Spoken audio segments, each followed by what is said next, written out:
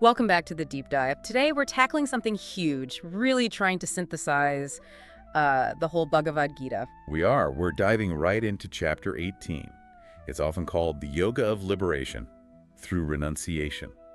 Think of it as the grand finale. The final user manual, almost. Exactly. That's where Krishna pulls together everything he's taught, Arjuna, Karma Yoga, Jnana Bhakti, all of it. And gives the clearest path to liberation, to moksha. That's the goal, Yeah. to lay out that final blueprint. Okay, so our mission is to follow that blueprint.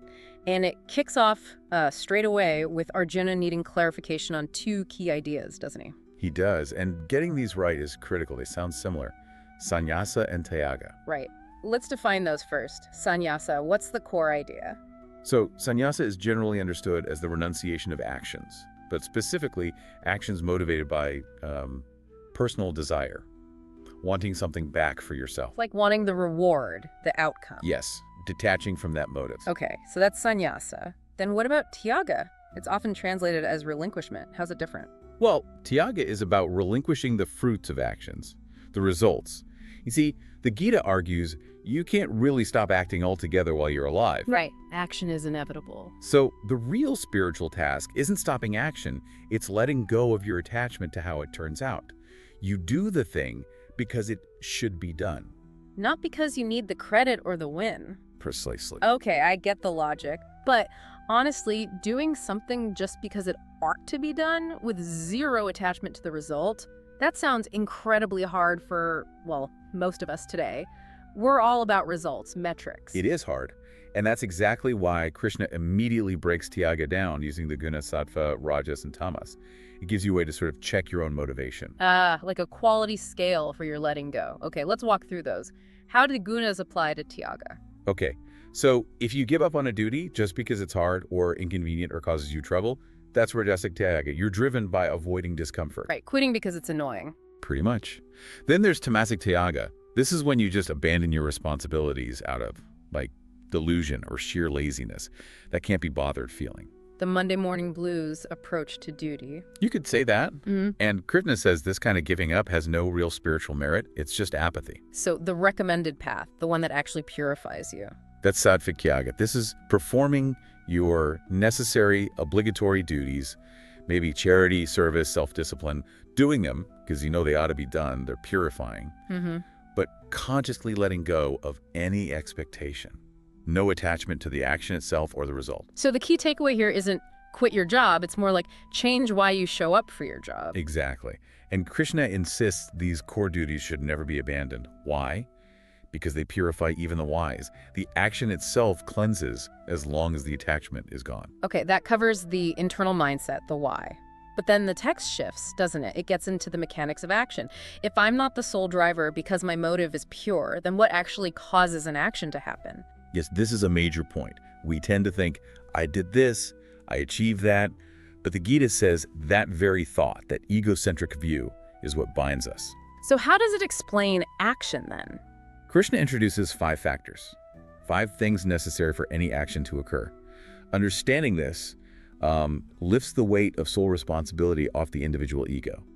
Okay, so we think we're the main author, but we're just one part of the equation. What are these 5 factors? Right. First, there's the physical basis, the seat of action, the body. Makes sense. Second, the agent, that's the ego, the sense of I doing it. Third, the instruments, your senses, your mind, your hands, whatever you use.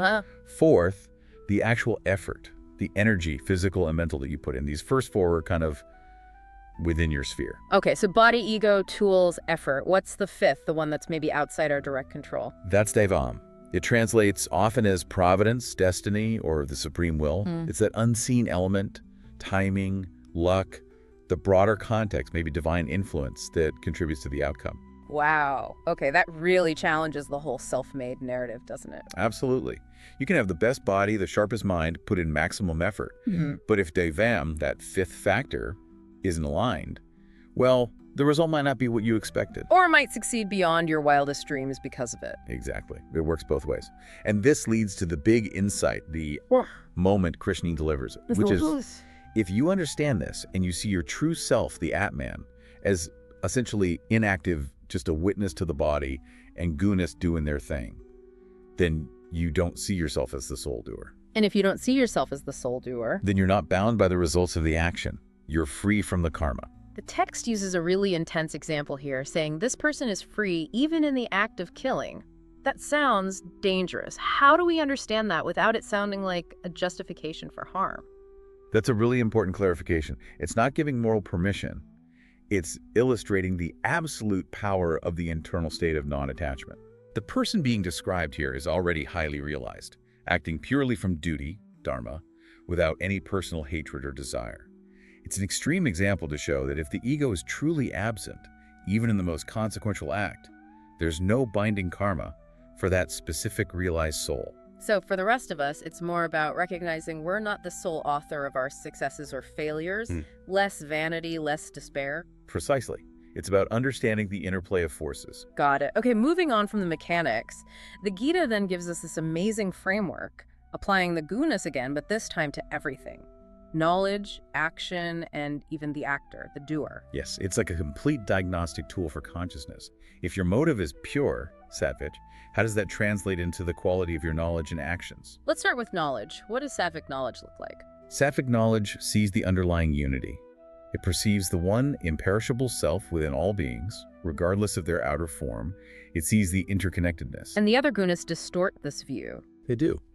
Rajasic knowledge focuses on differences. It sees separate selves and separate bodies. It tends towards division, competition, seeing us and them. And tamasic knowledge. That's the most limited. It clings rigidly to one narrow viewpoint, one body, one idea, often illogically. It's like looking at one pixel and thinking you understand the whole picture. Stubborn ignorance, basically. Okay, that makes sense for knowledge. Now, how about action itself? What's a sattvic action? A sattvic action is one performed as duty, calmly, without attachment, and without any personal like or dislike driving it. It's balanced, necessary, and selfless. And rajasic action. I can almost picture this one. You probably can. It's action driven by intense desire, involving great effort and stress, often aimed at achieving personal ambition or satisfying the ego. Think hustle culture at its peak. Right, burning the midnight oil because you need that promotion or recognition. Exactly. The motivation is outcome driven, passionate, often involving strain. And then there's tamasic action. Action undertaken out of delusion, without considering the consequences, your own capacity, or the potential harm it might cause. It's careless, ill-conceived action. Okay. Knowledge, action. Now, the person doing it, the agent or doer. What defines the ideal sattvic doer? The sattvic doer is free from ego.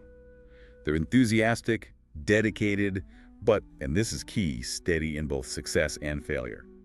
Their inner peace isn't dependent on external results. Very different from the rajasic doer, I imagine. Oh, completely. The rajasic doer is passionate, yes, but also attached, often greedy, maybe a bit ethically flexible. They swing wildly between joy when they succeed and despair when they fail because their identity is tied to the outcome. Sounds stressful. And the tamasic doer? The tamasic doer is described as undisciplined, stubborn, perhaps lazy, deceitful, procrastinating, and often pessimistic or depressed. They avoid responsibility and effort. Wow. So this guna framework really maps out the entire landscape of how we operate our seeing, our doing, our being. It does, and the text also applies it to intellect, steadiness, and even happiness. But this gives the core picture. But how do we actually live this? How do we achieve this sattvic state while, paying the bills? This brings us to swadharma, right? One's own duty. Exactly. This is where the Gita gets incredibly practical. It connects this high philosophy back to your actual life, your work, your role. Swadharma means your own natural duty or inherent nature. And this is based on your innate qualities, your temperament, not necessarily like your family profession. That's a crucial point. It's about your natural propensity, your psychophysical makeup, what you are genuinely suited for. So if you're naturally analytical, maybe your swadharma involves knowledge work. If you're action-oriented, maybe something more hands-on. Correct. And the profound idea here is that performing your swadharma, your natural duty, is itself a form of worship. By doing what you're meant to do, you're aligning with the cosmic order and honoring the creator. That reframes work entirely. But what about when your duty feels flawed? Maybe your job isn't perfect, maybe the circumstances are difficult. Most duties aren't glamorous. And the Gita addresses this head-on. The advice is quite startling. You should never abandon your swadharma, your innate duty, even if it seems imperfect or has defects. Don't quit just because it's hard or messy. Right. And the reason given is beautiful, using that famous analogy. All undertakings are covered by defects, just as fire is covered by smoke. Ah, so imperfection is inherent. You can't escape the smoke. Exactly. You don't need a perfect situation to achieve spiritual progress. You just need to perform your given duty with the right attitude. Sattvic Tyaga. That commitment, despite the flaws, is what purifies. Okay, so performing swadharma with non-attachment is the path. This seems to lead towards the final stages of liberation. It does. The text then outlines the steps. Purifying the intellect, mastering the mind, detaching from sense objects, letting go of ego and possessions, all culminating in the realization of Brahman, the ultimate reality. That sounds like the peak of the path of knowledge, Jnana Yoga. It is. But then, Chapter 18 offers the final, ultimate synthesis. Krishna says that even beyond realizing Brahman, the highest perfection comes through pure devotion, bhakti, to the Supreme Lord. Ah, so knowledge leads to realization, but devotion perfects it. That's the implication here. It sets the stage for the most confidential teaching of the entire Gita. The grand finale. After all the philosophy, the gunas, the duties, what is the ultimate secret? It's verse 66, the moment that cuts through all the complexity. After laying out all these paths, Krishna gives Arjuna the ultimate shortcut, the most direct route. Which is? He says, abandon all varieties of duties, dharmas, and simply surrender unto me alone. Mama ekam sharanam praja. Wow. That feels like a complete turnaround. After 17 chapters emphasizing duty dharma, now he says abandon all dharmas. It seems contradictory at first, but the genius is when it's offered right at the very end. It acknowledges that dharma, duty performed with non-attachment, is the necessary path for most to purify themselves. But for the one who has walked that path, who understands, but still feels the struggle, total surrender, pure bhakti, is the final, simplest way. It's the ultimate letting go, even letting go of your own spiritual striving and trusting completely in the divine. So it's not contradicting, but transcending the earlier instructions for someone ready for that final step. Precisely. It's moving from disciplined action to complete trust. And the promise attached is immense. I shall liberate you from all sinful reactions. Do not fear. That assurance seals it. It's presented as the most certain path, overriding other concerns. The relationship with the divine becomes paramount. Okay, so let's recap the journey of this chapter. We started with defining true renunciation, Sattvic Tyaga, acting without attachment to results. Right.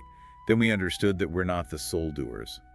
The 5 factors, including daivam or providence, are always at play. We saw how the gunas shape our knowledge, actions, and our very nature as actors. And the importance of finding and performing our swadharma, our natural duty, even with its imperfections, as a form of worship. Leading ultimately to the path of knowledge, perfected by devotion, and culminating in that final call for complete surrender. And importantly, the chapter doesn't end with a command. Krishna presents all this knowledge and then tells Arjuna, essentially, think about it fully, and then do as you wish. He gives Arjuna freedom. Agency. And Arjuna's response. Arjuna declares, my delusion is gone. I stand firm, ready to act according to your word.